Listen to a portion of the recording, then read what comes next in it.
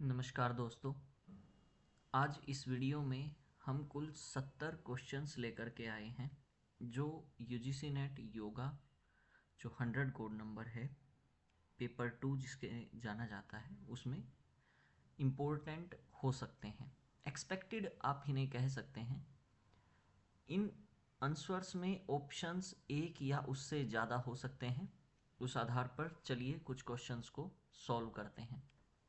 तो पहला क्वेश्चन योग सूत्र से, समाधिपाद में चित्त वृत्तियों के निरोध का प्रमुख साधन क्या माना गया है? चारों ऑप्शंस हैं। इनके उत्तर रहेंगे अभ्यास और वैराग्य, जो कि पहले अध्याय का 12वां ही सूत्र है, अभ्यास वैराग्याभ्याम तन्निरोध। समाधिपाद में वर्णित ईश्वर के संबंध में कौन सा कथन सही है? कि ईश्वर अविद्या से परे है, ईश्वर कर्मफल का भोक्ता है, ईश्वर सर्वज्ञ है, ईश्वर का शारीरिक रूप स्थायी है। अगर इसके बारे में हम जानें तो ये पहले अध्याय के 23वें सूत्र से आगे की सभी बातें ईश्वर के बारे में हैं, ईश्वर प्रणिधानाद्वा के बाद। तो इसमें जो ईश्वर का शारीरिक रूप स्थायी है ये भी एलिमिनेट हो जाएगा, और ईश्वर कर्मफल का भोक्ता है ये भी परे हो जाएगा। ईश्वर क्या है? सर्वज्ञ है और अविद्या से परे है। ये दो ऑप्शन इसके सही होंगे। साधन पाद में वर्णित कलेश में निम्नलिखित में से कौन शामिल है? तो योग दर्शन में 5 कलेश बताए गए हैं: अविद्या, अस्मिता, राग, द्वेष और अभिनिवेश। उस आधार पर इनमें मैत्री हट जाएगा। अहंकार अस्मिता को के नाम से भी जाना जाता है ना। तो विभूतिपाद में कौन सा विषय प्रमुख रूप से वर्णित है?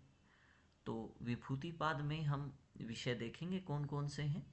तो कृच्छ साधन ये नहीं रहेगा, बीज संस्कार नहीं रहेगा, समाधि की सिद्धियां और अष्टांग योग। तो विभूतिपाद में समाधि में हमें जो सिद्धियां मिलती हैं, एक तो ये होंगी।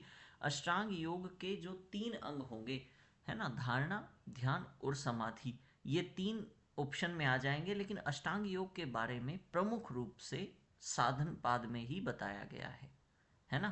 तो चलिए अगले प्रश्न की तरफ चलते हैं।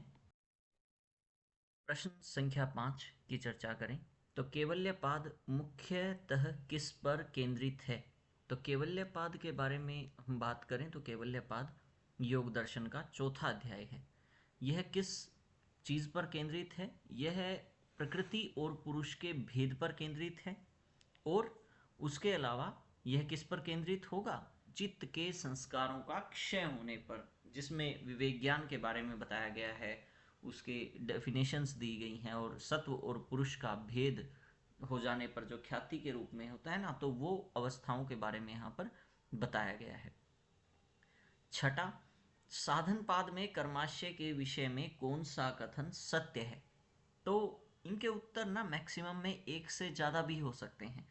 तो छठे का जो उत्तर रहेगा वो क्या रहेगा कि कर्माशय क्या है? वह जन्म का कारण नहीं बनता, गलत है। यह केवल वर्तमान जीवन में कार्य करता है, नहीं, क्योंकि ये तो दृष्ट और अदृष्ट दोनों के बारे में योग सूत्र में जब आप पढ़ोगे ये चीज़ आ जाएंगी। तो क्या है कि वह सुख दुख का कारण भी बनता है और वह अवश्य फलित होता है। अब बात करें क्वेश्चन नंबर 7 की। ये असर्शन और रीजन का प्रश्न है कि समाधि पाद में स्मृति और अनुभूति को चित्त वृत्तियों में माना गया है। ठीक, क्योंकि स्मृति प्रत्यक्ष ज्ञान का ही परिवर्तित रूप होती है, इसीलिए माना गया है। अब देखें तो स्मृति या अनुभव, कहें अनुभव किया गया ज्ञान, ये दोनों की दोनों क्या होता है? वृत्तियां मानी तो गई हैं, लेकिन स्मृति प्रत्यक्ष ज्ञान का ही परिवर्तित रूप होती है। ऐसा कुछ होता है बिल्कुल कि आपने कोई भी चीज़ देखी, प्रत्यक्ष जानी। प्रत्यक्ष क्या होता है? इंद्रिय प्रणालिका से आपने जो भी ज्ञान ग्रहण करते हो, तो उस आधार पर आपको ना जो बन जाती है आपके पास स्मृति, वही तो होती है। लेकिन इसके कारण इसे वृत्तियों में माना गया है, ऐसा कुछ नहीं है। यानी कहेंगे ए और आर दोनों सच तो हैं, लेकिन आर है जो रीजन है वो असर्शन की सही व्याख्या नहीं है। तो इसका उत्तर बी आ जाएगा। 8वें की बात करते हैं, क्वेश्चन पे चलें। तो साधन पाद में पतंजलि ने अष्टांग योग को मोक्ष का मार्ग बताया है। बिल्कुल बताया है, क्योंकि अष्टांग योग चित्त की वृत्तियों को रोकने का एकमात्र साधन है। यहाँ पर ना आपको एक चीज ध्यान रखनी है, कहीं पर एकमात्र, केवल ऐसे जो मतलब ज्यादा एम्फेसाइज करने वाले शब्द आए ना, उनसे आपको बचना है। ठीक है, तो इस चीज का ध्यान रखेंगे। तो इसका ये गलत हो जाएगा कि एक मात्र साधन तो नहीं है, ये चीज गलत दी गई है। तो इसका आंसर क्या आ जाएगा, ए सही है और आर गलत है। नेक्स्ट चर्चा करें। विभूति पाद में बताए गए सिद्धियां साधक को मोक्ष तक सरलता से पहुंचाने में सहायक होती हैं। बिल्कुल सही, सहायक होती हैं, क्योंकि सिद्धियां साधक का अहंकार बढ़ाकर चित्त को स्थिर बना देती हैं। सिद्धियां साधक को मोक्ष तक सरलता से पहुंचाने में सहायक हो सकती हैं, ये चीज सही है। सिद्धियां साधक का अहंकार बढ़ाकर चित्त को स्थिर बना देती हैं, ऐसा नहीं है। तो ए सत्य, आर असत्य। नेक्स्ट चर्चा करें। छोटा तो नहीं ना, कोई नहीं छोटा। उसके बाद 10वें क्वेश्चन की चर्चा करते हैं कि कैवल्यपाद में यह कहा गया है कि विवेक ख्याति के बढ़ने से प्रकृति और पुरुष का भेद स्पष्ट होता है। इसके बारे में ऊपर प्रश्न एक और आया था, तो बिल्कुल सही बात है, भेद स्पष्ट होता है, क्योंकि विवेक ख्याति चित्त के संस्कारों का पोषण करती है। बिल्कुल गलत बात, ये ऊपर वाली बात ठीक है, आर गलत है। संस्कारों का पोषण नहीं करती, संस्कारों को हटाती है। ठीक है, धर्म में एक समाधि में जो पूर्णतः खत्म हो जाता है। तो ए सत्य है, आर असत्य है, बी ऑप्शन इसका सही रहेगा। कलेशों में राग और द्वेष दोनों अविद्या से उत्पन्न होते हैं। अविद्या सब क्लेशों की जननी है, बिल्कुल सही। अविद्या स्थायी और शाश्वत सिद्धांत है, यानी इसे हटाया नहीं जा सकता। बिल्कुल गलत, हटाया जा सकता है। ए सत्य, आर असत्य, बी ऑप्शन इसका सही रहेगा। विभूति पाद में बताए गए संयम को सर्वोच्च साधन बताया गया है। संयम से चित्त का त्रिविध नियंत्रण, धारणा, ध्यान और समाधि होता है। बिल्कुल सही।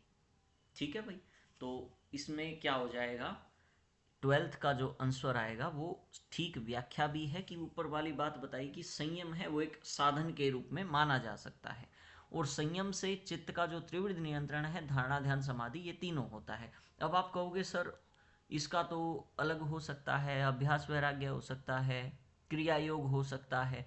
यहाँ पर है कि जो आपको गिवन दिया गया है उसके अनुसार रीजन ठीक निकल रहा है या नहीं, इस चीज को आप ध्यान देंगे। ठीक है, नेक्स्ट चर्चा करें इसका 13वां क्वेश्चन कि कैवल्य की अवस्था में संस्कारों का क्षय हो जाता है। कुछ भी गलत नहीं है, सही बात है कि कैवल्य की अवस्था में संस्कारों का क्षय हो जाता है। संस्कार चित्त की वृत्तियों को बार बार उत्पन्न करते हैं। बिल्कुल सही, उसी के कारण तो गड़बड़ होती है। तो ये बात सही है कि जो संस्कार चित्त की वृत्तियों को बार बार उत्पन्न करते हैं, कैवल्य की अवस्था में उन संस्कारों का क्षय हो जाता है। तो सही भी है और सही व्याख्या भी है। समाधि पाद में ईश्वर प्रणिधान को विशेष साधन के रूप में माना गया है। बिल्कुल माना गया है, क्योंकि ईश्वर साधक के कर्म के भोग को समाप्त कर देता है। ईश्वर साधक के कर्म भोग को समाप्त नहीं करता है ना। पढ़ने में एक बार को ऐसा लग सकता है कि हे भगवान मैंने जो किया है उसको माफ कर देना, ऐसा नहीं होता भाई। हमें ही जाति, आयु और भोग के रूप में बदलना हो, है ना, उनको मतलब क्या कहते हैं, भुगतना होगा, या इस जन्म में या अगले जन्म में। तो ए सत्य है, आर असत्य है। वस्ती, बस्ती लिखा हुआ है, गलत लिख दिया। ये षटकर्म भी गलत लिखा हुआ है यहाँ पे। वस्ती षटकर्म मुख्य रूप से शरीर के किस भाग की शुद्धि करता है? फेफड़ों की, नाड़ी तंत्र की, बड़ी आंत की या यकृत की? इसमें बड़ी आंत आ जाएगा, है ना। नाड़ी शोधन प्राणायाम का मुख्य उद्देश्य क्या माना जाता है? प्रमुख उद्देश्य क्या होगा नाड़ी शोधन प्राणायाम का? ईड़ा पिंगला का संतुलन स्थापित करना। नेक्स्ट चर्चा करें। पेसोअस मसल, पसोआस ऐसे लिखा गया, पर हो सकता है। कौन सा आसन गहराई मतलब से इसको प्रभावित करता है? कौन सा आसन होगा? अर्ध चंद्रासन, है ना। कौन सा आसन रहेगा? अर्ध चंद्रासन। तो ये पसोस मसल क्या होती है भाई? ये रीढ़ की हड्डी के ना दोनों ओर स्थित एक मसल होती है जो हमारी कटी की जो कशेरुकाएं होती है ना, उनको फीमर से जोड़ने का काम करती है। तो अर्धचंद्रासन इस पर गहरा प्रभाव डालता है। तो सूर्य, आसान सा क्वेश्चन है नेक्स्ट। सूर्य नमस्कार के दौरान अष्टांग नमस्कार में कितने बिंदु भूमि को स्पर्श करते हैं? भूमि को कितने बिंदु स्पर्श करेंगे? 8 स्पर्श करेंगे। 2 आपके हाथ, एक चिन्ह, है ना, 2 घुटने, 2 और एक 3 और 2 5 और 2 आपके पाँव के पंजे, है ना, वो हो गए 7 और एक होगी आपकी चेस्ट। तो कितने हो गए? 8 अष्टांग नमस्कार है, 8 अंगों से नमस्कार हो सकता है ना। तो इस तरह से सूर्य नमस्कार में कितने बिंदु स्पर्श करेंगे? 8 स्पर्श करेंगे। उड्डयन बंद किस अवस्था में सही माना जा सकता है? यहाँ या कहें कि कब माना जाएगा कि उड्डयन बंद हो रखा है? श्वास भीतर रोककर, श्वास बाहर छोड़ने के बाद, तीव्र श्वास के दौरान, या केवल ध्यान में? तो श्वास बाहर छोड़ने के बाद। कौन सी मुद्रा मानसिक अशांति को शांत करने हेतु अधिक प्रभावी मानी जाती है? कौन सी मुद्रा होगी? सूर्य, वायु, शून्य और ज्ञान मुद्रा में। तो इनमें मानसिक अशांति को दूर करने हेतु ऑप्शंस में जाएं तो ज्ञान मुद्रा सही रहेगा। शीर्षासन का दीर्घकालिक लाभ किससे संबंधित है? यहाँ ग्लैंड्स से संबंधित हो गया या सिस्टम से संबंधित, कि पाचन तंत्र की शुद्धि करता है, पिट्यूटरी ग्रंथि का यानी पीयूष ग्रंथि जिसे मास्टर ग्लैंड कहा जाता है उसमें संतुलन लेकर के आता है, हृदय गति में अनियमितता दिखाता है, या धमनियों का संकुचन। तो इसमें क्या आ जाएगा? पिट्यूटरी ग्रंथि यानी पीयूष ग्रंथि का संतुलन करता है। तो भ्रामरी प्राणायाम में उत्पन्न ध्वनि किस तंत्र पर सर्वाधिक प्रभाव डालती है? किस पर डालेगी भाई? अंतस्त्रावी तंत्र पर, पूरे एंडोक्राइन सिस्टम पर, सिंपैथेटिक नर्वस सिस्टम पर, पैरासिम्पैथेटिक पर, या पाचन तंत्र पर? तो ये किस पे डालेगी? ये डालेगी परानुकंपी तंत्रिका तंत्र पर, है ना। भ्रामरी प्राणायाम से संबंधित किस में आ जाएगा? परानुकंपी तंत्रिका तंत्र यानी ईड़ा पर। शलभासन करते समय मुख्य रूप से कौन सी मांसपेशियां सक्रिय होती हैं? अब जब आप शलभ आसन कर रहे हैं तो कौन सी मांसपेशी सक्रिय होगी बताइए? हैमस्ट्रिंग्स होंगी, या कंधे व गर्दन की मांसपेशियां होंगी, स्टर्नोक्लीडोमास्टोइड वगैरह, पेट की सीधी मांसपेशियां या रेक्टस एब्डोमिनस होगी। तो इसका आंसर जो आ जाएगा वो सही होगा कि ग्लूटियस मसल्स, और निचले पीठ की जो मांसपेशियां होती हैं वो। योग के शिक्षण सिद्धांतों में दोनों में सहानुभूति का क्या मतलब है? कि दोनों में सहानुभूति क्या है? कि शिक्षक और विद्यार्थी दोनों की समान शक्ति हो, शिक्षक और विद्यार्थी का एक दूसरे को समझना, विद्यार्थी का केवल शिक्षक की आज्ञा का पालन करना, या शिक्षक का कक्षा में अनुशासन बनाना। तो क्या हो जाएगा? एक दूसरे को समझना। पाठ योजना का मुख्य उद्देश्य क्या होता है? कक्षा का समय बढ़ाना, विद्यार्थियों को कठिन अभ्यास सिद्धांतों का ज्ञान देना। देखो जहाँ पे केवल आ गया ना, ऐसे शब्द तो आप हटा ही देंगे। तो इसका आंसर सीधा सीधा क्या आ जाएगा? इसका आंसर आ जाएगा सीधा सीधा कि विषयों को व्यवस्थित और सुचारू रूप से प्रस्तुत करना। ठीक है। शिक्षक के प्रति विद्यार्थी का दृष्टिकोण कैसा होना चाहिए? एक बच्चे का स्वभाव, ये श्रीमद् भगवद गीता में 4थे अध्याय का 34वां श्लोक है। अगर आप ध्यान से देखें तो श्रद्धा पूर्वक, प्रेरक और सेवा भाव युक्त, उससे मतलब मिलता जुलता है ना। वहाँ पे है कि कैसा एक व्यक्ति, जो विद्यार्थी बने कोई व्यक्ति, तो उसका गुरु के प्रति कैसा भाव होना चाहिए। अनुप्रयोग का मतलब क्या है? एप्लीकेशन ऑफ योगा में एप्लीकेशन का मतलब क्या होता है? अप्लाई करना ना। तो इसका आंसर सीधा आ जाएगा कि योग के वास्तविक उपयोग और प्रयोग से, है ना। नेक्स्ट चर्चा करते हैं 28। असर्शन क्या है? डब्ल्यूएचओ के अनुसार स्वास्थ्य केवल रोगों की अनुपस्थिति नहीं, बल्कि संपूर्ण शारीरिक, मानसिक, सामाजिक और आध्यात्मिक सुख समृद्धि की अवस्था है ना। ऐसा तो नहीं है। आध्यात्मिक तो ऑप्शन वहाँ पे नहीं होगा, शारीरिक है, मानसिक है, सामाजिक है। डब्ल्यूएचओ स्वास्थ्य की परिभाषा में आध्यात्मिक पहलू को मूल घटक के रूप में स्पष्ट रूप से नहीं, दोनों गलत।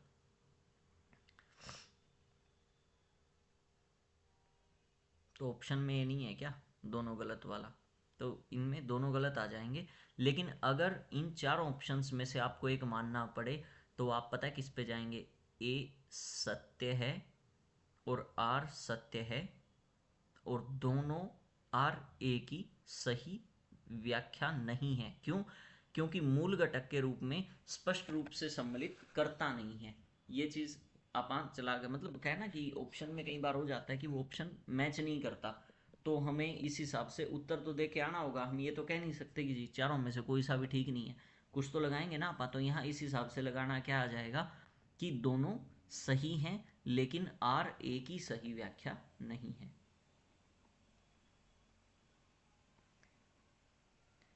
योग दर्शन में क्लेश मानसिक अशुद्धियों को कहा जाता है जो दुख का कारण बनता है। योग दर्शन में क्लेश जो है मानसिक अशुद्धियों को कहा जाता है, बिल्कुल सही है।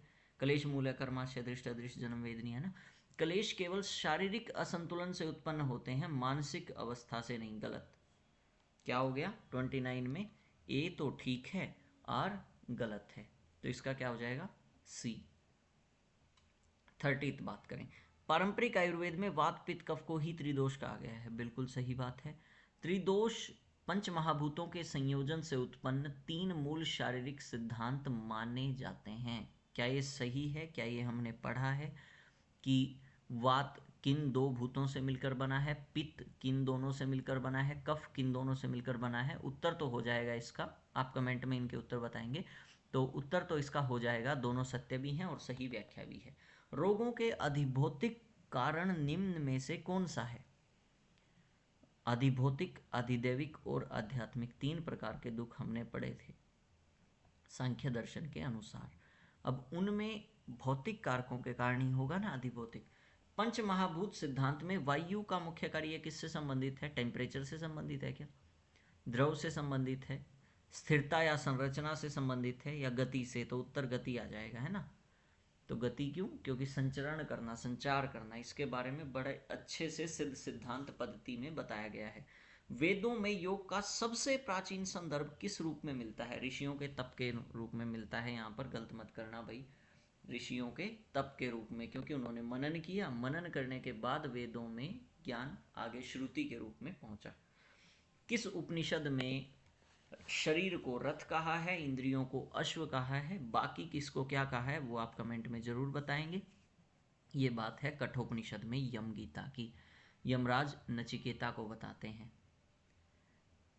वाल्मीकि रामायण के अरण्य कांड में सीता हरण प्रसंग के दौरान ध्यान स्थित राम किस योग के स्वरूप का संकेत है? किस रोग का, किस योग का, सॉरी माफी चाहूंगा, स्वरूप का संकेत है ध्यान योग का। ठीक है भाई। अगले क्वेश्चन पे चलते हैं। पतंजलि के अष्टांग योग में प्राणायाम के बाद कौन सा अंग आता है? ये बड़ा आसान है ना। यम, नियम, आसन, प्राणायाम, प्रत्याहार, धारणा, ध्यान, समाधि। तो ये क्या आ जाएगा भाई? प्रत्याहार आ जाएगा। तो प्रत्याहार के बाद अंतरंग साधन आते हैं, है ना। कौन कौन से? धारणा, ध्यान और समाधि, जो तीनों ऑप्शन में भी दिए गए हैं। नाथ संप्रदाय में हठ योग का व्यापक विकास किस योगी से प्रारंभ माना जाता है? अब एक चीज आप ध्यान दें, दयानंद जी क्या हठ योग से संबंधित हैं? नहीं है। तो हठ योग से संबंधित आप उन योगियों के बारे में पढ़ेंगे जो आपने हठ योग में पढ़े हैं। 33 योगी हैं, मत्स्येंद्रनाथ, गोरक्षनाथ। तो लेकिन इनके बारे में ना जब आप हठ प्रदीपिका में जाएंगे वहां पे लिखा हुआ है, क्या लिखा हुआ है कि आदिनाथ और मत्स्येंद्र के बारे में हमें पता जरूर चलता है, लेकिन व्यापक जानकारी हमें किस योगी से ही मिलती है? गोरक्षनाथ से ही मिलती है। तो 37 का क्या आ जाएगा? बी ऑप्शन आ जाएगा। तुलसीदास की रामचरितमानस में योग तत्व मुख्य रूप से किस रूप में बताया गया है? किस में बताया गया है भाई? रामचरितमानस के अंदर भक्ति योग के रूप में बताया गया है। तो तुलसीदास की अन्य रचनाओं के बारे में भी आपको पता होना चाहिए, जैसे राम ललनाहु है, या हनुमान चालीसा है ना, सतसई है। तो आप मुझे बताएंगे कि सूर सारावली किसकी रचना है? स्वामी विवेकानंद द्वारा विश्व धर्म सम्मेलन, जो धर्म संसद हुई थी 1893 में, योग का मुख्य प्रतिपादन किस सिद्धांत पर था? वहां किस चीज के ऊपर था? तंत्र के ऊपर था, शक्ति साधना के ऊपर था, या आत्मानुभूति द्वारा सार्वभौमिक एकत्व था, तो उन्होंने क्या कहा था, किस रूप में शुरू किया था, मेरे अमेरिकी भाइयों और बहनों। तो सेल्फ रियलाइजेशन द्वारा जो यूनिवर्सल इंटीग्रिटी के ऊपर बात हुई थी कि आत्मानुभूति द्वारा सार्वभौमिक एकत्व, इसका आंसर आ जाएगा। श्री अरविंद के पूर्ण योग, इंटीग्रल योगा या पूर्ण योगा के विशेषता क्या होगी भाई? केवल आ रहा है तो इसको आप हटा देंगे। शरीर शोधन व तप साधना नहीं, जीवन मुक्ति की त्वरित प्राप्ति ये भी नहीं, मन प्राण और शरीर तीनों का रूपांतरण करना है ना। महर्षि रमन का मुख्य साधना मार्ग क्या है? वो माई आत्मविचार आ जाएगा। तो आधुनिक आसन और विन्यास शैली को वैज्ञानिक आधार देने वाले प्रमुख कौन माने जाते हैं? वही जो आधुनिक योग के जनक हैं। कौन? टी कृष्णमाचार्य। श्री राम शर्मा आचार्य द्वारा युग निर्माण का मुख्य अवधारणा क्या थी? क्या थी भाई? सामूहिक चेतना का उत्थान। हम बदलेंगे युग बदलेगा, हम सुधरेंगे युग सुधरेगा, ये एक बड़ा प्रमुख नारा है उनका। इससे आगे हम चर्चा करें क्वेश्चन नंबर 44 पर। क्या कि बौद्ध परंपरा में जो अष्टांगिक मार्ग है वो किस प्रकार का मार्ग है, किस प्रकार का योग माना गया है? वो भक्ति आधारित है, समाधि है, तप है, या क्या है? नैतिक आध्यात्मिक है। तो इसका उत्तर क्या आ जाएगा? नैतिक व आध्यात्मिक योग। तो आपको मैं मानता हूं कि आपको आठों के आठों में ना सम्यक दृष्टि, सम्यक संकल्प, सम्यक वाक, इस तरह जाते हुए स्मृति और समाधि तक आठों अंगों के बारे में आपको पता होगा। तो उनका अर्थ जब आप निकालेंगे ना तो वो नैतिक और आध्यात्मिक दोनों जुड़ाव आप उसमें देख पाएंगे। तो नेक्स्ट हम चर्चा करें 45 के ऊपर। तो हठयोग के मूल सिद्धांतों में स्वाध्याय का क्या तात्पर्य है? स्वाध्याय का क्या तात्पर्य होगा भाई? आत्मशक्ति को जगाना स्वाध्याय है। ग्रंथ मंत्र व आत्म परीक्षण का अभ्यास करना, श्वास उच्छ्वास का द्वारा शरीर का शोधन करना, इंद्रिय निग्रह करना। तो इसमें ठीक जो उत्तर सटीक बैठेगा वो क्या आएगा कि बुक्स के माध्यम से, मंत्रों के माध्यम से और आत्म परीक्षण का अभ्यास करना। तो इसका आंसर आ जाएगा बी। ईशावास्य उपनिषद में तेन त्यक्तेन भुज्यिता का मुख्य तात्पर्य क्या है? क्या है भाई? आप चीजों का उपभोग करिए किंतु किसके साथ? त्याग के साथ। क्यों? कर्म का त्याग हम नहीं कर सकते। ज्ञान से ही मोक्ष पा सकते हैं ऐसा नहीं है कि ज्ञान से ही मिल सकता है। इंद्रियों का संयम छोड़ देना चाहिए, तो बिल्कुल ही उल्टा हो गया। तो ईशावास्य उपनिषद जो 18 मंत्रों से युक्त उपनिषद है, जिसमें लगभग ज्ञान, कर्म और भक्ति तीनों के बारे में बताया गया है। ऐसा कहा गया है इसके 18 मंत्रों का अध्ययन करना गीता के 18 अध्यायों के समान फलदायी है ना। तो देखेंगे 46 का क्या आ जाएगा? बी आ जाएगा। कठोपनिषद में यम नचिकेता, जैसा हम चर्चा कर चुके हैं पहले, कि किस विषय पर आधारित है? किस विषय पर आधारित है? कर्मकांड पर, ज्ञान भक्ति पर, आत्मा के नित्यता पर, यज्ञ की विधियों पर। किस पर है?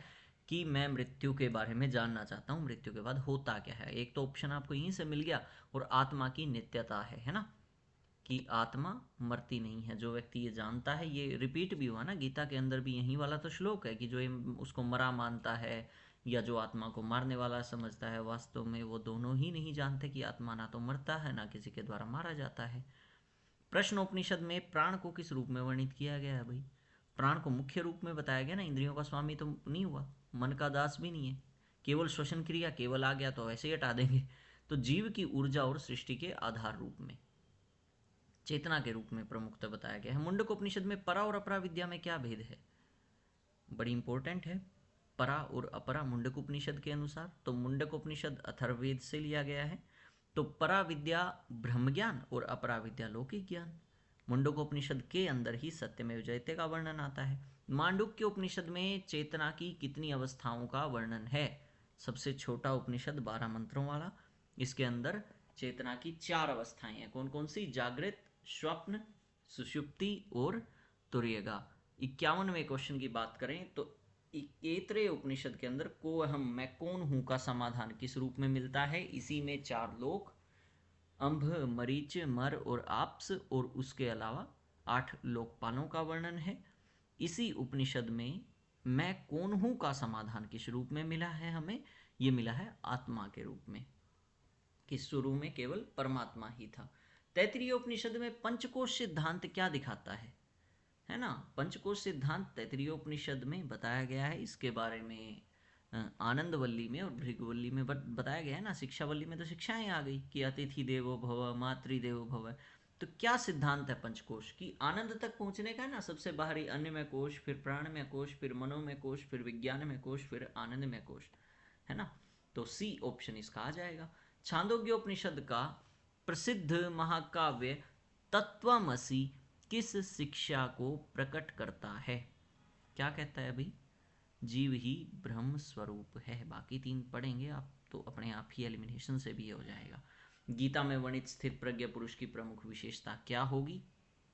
जो व्यक्ति सुख और दुख में सम रहे। गीता के अनुसार कर्मयोग का मूल तत्व क्या है? कर्म का फल त्याग करना ही कर्मयोग का मूल तत्व है, निष्काम भाव से कर्म करना। गीता में किस अध्याय को भक्ति योग का हृदय कहा जाता है? भक्ति योग तो पता है ना कि 3 भागों में अगर 6 अध्यायों को बांटे, 18 अध्यायों को बांटे 6 में, तो पहले 6 की बात करें कर्मयोग पर आधारित, बीच के 6 बात करें ज्ञानी योग भक्ति योग पर, और अंतिम 6 ज्ञानी योग पर। तो भक्ति योग का हृदय एक्चुअली में ही किसको कहा जाएगा? अध्याय 9 को कहा जाएगा। इस चीज का आप ध्यान रखेंगे, ठीक है। किसको कहा जाएगा? अध्याय 9 को। क्यों? राज विद्या राजगुह्य योग है ये। यहाँ पे आप भक्ति योग के बारे में कंफ्यूज मत हो जाना कि जी भक्ति योग तो 12वां है, वो क्यों पूछेगा? भक्ति योग तो सीधा करके पूछेगा। हार्ट के बारे में क्यों कहा जाता है? क्योंकि उसमें वो कहते हैं कि मैं तुम्हें वो गूढ़ बताऊंगा, है ना। तो गुहा के रूप में बताया है वहाँ पे, सब विद्याओं का राजा के रूप में भक्ति योग को बताया गया है। तो 57 की बात करें, गीता में क्षेत्र क्षेत्रज्ञ का विवेचन किस अध्याय में किया गया है? क्षेत्र क्षेत्रज्ञ, सीधा प्रश्न आया है कि अध्याय का नाम बताइए। क्षेत्र बोला शरीर, और क्षेत्रज्ञ कहें तो क्षेत्र को जानने वाला यानी जीवात्मा। तो क्या है? सी ऑप्शन इसका आ जाएगा 13वां। गीता में तीनों गुणों की विस्तृत व्याख्या कहाँ पर बताई गई है? किस में बताई गई है? गुणत्रय विभाग योग में बताई गई है, जो अध्याय है 14। योग वशिष्ठ में चित्त की विक्षेप दशा का मूल कारण क्या माना गया है? योग वशिष्ठ यूनिट 2 का पार्ट 3 है, आपने पढ़ा होगा। तो उसमें चित्त की विक्षेप जो दशा होती है उसका कारण क्या होगा? उसका कारण होगा हमारी अविद्या और हमारी वासनाएं। योग वशिष्ठ के अनुसार ज्ञान की सर्वोच्च अवस्था कैसी मानी गई है? जिसमें चित्त पूर्ण रूप से लय हो जाए, वही क्या है? ज्ञान की सर्वोच्च अवस्था है। योग वशिष्ठ में परमानंद की उच्चतम अवस्था को किससे जोड़ा गया है? संकल्पों की पूर्ति को, प्राण वृद्धि को, द्वैत का अभाव अद्वैत की अनुभूति को, या मनोविकारी भाव को। किनको? संकल्पों की पूर्ति तो कभी हो नहीं सकती, तो द्वैत का अभाव होने को और द्वैत की अनुभूति होने को। 62 पे चलें तो क्या बताया गया कि योग कुंडलिनी उपनिषद में प्राणाग्नि सिद्धि प्राप्त करने हेतु किस साधना पर विशेष बल दिया गया है? तो योग कुंडलिनी उपनिषद में बल दिया गया है प्रमुख रूप से प्राणायाम और बंध पर। योग वशिष्ठ के अनुसार चित्त की शुद्धि बिना आत्मज्ञान की प्राप्ति असंभव है। बिल्कुल सही कि चित्त की शुद्धि अगर नहीं है तो आत्मज्ञान की प्राप्ति तो बिल्कुल असंभव है। बिल्कुल सही, क्योंकि चित्त अशुद्ध होने पर व्यक्ति बाह्य विषयों में आसक्त रहता है और तथ्य को यथार्थ रूप से नहीं देख पाता। बिल्कुल सही बात और सही व्याख्या ए। 64वां क्वेश्चन करें। 64 योग वशिष्ठ में मुक्ति का आधार परम अनासक्ति माना गया है। बिल्कुल सही, क्योंकि अनासक्ति से मन बाह्य वस्तुओं से संचालित होता है और चित्त अस्थिर होता है। ये गलत है, तो बी ऑप्शन ए सही, आर गलत। अब ये जो कुछ क्वेश्चंस हैं, क्वेश्चन 65 से लेकर के 70, इन क्वेश्चंस को हमने किस रूप में जाना है? इन क्वेश्चंस को हमने किस रूप में किया है भाई? कि भाई ये बिना ऑप्शन के कि आप फैक्ट में बताएंगे कि नाद बिंदु उपनिषद के अनुसार, नाद बिंदु उपनिषद यूनिट 3 से ये प्रश्न है। इसमें यह पूछा गया है कि 8वीं मात्रा कौन सी है? तो 8वीं मात्रा कौन सी होगी भाई? 12 मात्राओं में जैसे 12वीं प्रीवियस ईयर क्वेश्चन आ चुका है ना, 12वीं ब्राह्मी है, या पहली है घोषणी, विद्युन्न मात्री, पतांगी, इस तरह से लगातार चलती हैं। तो 8वीं मात्रा कौन सी है? शंकरी है, जो रुद्रलोक को या शंकर के पद को प्राप्त करवाती है। ओमकार की छठी मात्रा क्या फल प्रदान करती है? अब 66 क्वेश्चन। ओमकार की छठी मात्रा इंद्री है, मात्रा का नाम, और इंद्र के पद की प्राप्ति करवाती है। 67 की बात करें तो योग वशिष्ठ के अनुसार मोक्ष के 4 द्वारपालों में कौन सा परम सुख है? इसका उत्तर क्या आ जाएगा? इसका उत्तर आ जाएगा शांति। तो श्वास का विज्ञान पुस्तक के लेखक कौन हैं? श्वास का विज्ञान, साइंस ऑफ ब्रेथ, इसके लेखक रहेंगे स्वामी रामा, जो सिलेबस में हैं आपके यूनिट फर्स्ट में। राइटर पूछे जा सकते हैं, गुरु पूछे जा सकते हैं, उनका योग मार्ग पूछा जा सकता है हर एक का, ये थोड़ा ध्यान दें। श्रीमद् भगवद गीता के अनुसार युधामन्यु किस ओर से युद्ध कर रहे थे? अब आप श्लोक पढ़ेंगे पहले अध्याय का, वहाँ पर आपको अच्छे से समझ में आएगा कि किस तरह से उत्तमोजा, युधामन्यु, महान भुजाओं वाले अभिमन्यु, इन सब का वर्णन मिलता है। एक तो इनके शंख पूछे जा सकते हैं जो आपसे इम्पोर्टेंट हैं, जहाँ इस क्वेश्चन का आंसर तो हम करेंगे ही, साथ में जो एक्सपेक्टेड है ना वो भी जानेंगे कि एक्सपेक्टेड और क्या हो सकता है। तो इनमें क्या, एक तो शंख जो मैंने बताया कि शंख के बारे में पूछा जा सकता है कि पंचजन्य जैसे शंख किसका था, पौंड्र शंख किसका था। अब मैंने युधामन्यु पूछ लिया है, तो युधामन्यु किसकी ओर से? पांडवों की ओर से था, सीधी सी बात है ना। द्रौपदी के 5 पुत्र हुए, युधामन्यु हुए। लेकिन जब मैं शंखों के बारे में बता रहा था, सॉरी मैं उस पर आता हूँ, तो शंखों से संबंधित प्रश्न आपसे पूछा जा सकता है। 6 शंख गीता के पहले अध्याय में बताए गए हैं कि श्री कृष्ण के शंख का नाम क्या था? पांचजन्य था। भीम के शंख का नाम पौंड्र, अर्जुन के देवदत्त, युधिष्ठिर ने कौन सा शंख बजाया? अनंत विजय। नकुल ने और सुघोष ने, नकुल ने और सहदेव ने सुघोष और मणिपुष्पक नामक शंख बजाए। नेक्स्ट प्रश्न करें, आज का अंतिम प्रश्न।